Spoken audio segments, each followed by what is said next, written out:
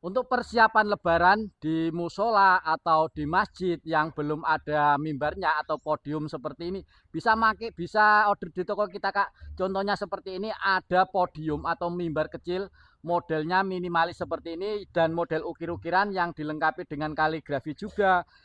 Nanti juga boleh request minta dibikinin nama musolanya atau nama masjid juga boleh. Yang kali ini yang saya sepil ini modelannya tampilannya seperti ini, berbahan kayu jati dan warna finishingnya ini warna finishing yang cakep banget, Kak, karena kombinasi ini ada warna walnut dikombinasi dengan warna emas di bagian ukirannya seperti ini ya, Kakak ya. Dan satu setnya sudah kita lengkapi dengan kursinya, Kakak. Nah, ini juga ada kursinya.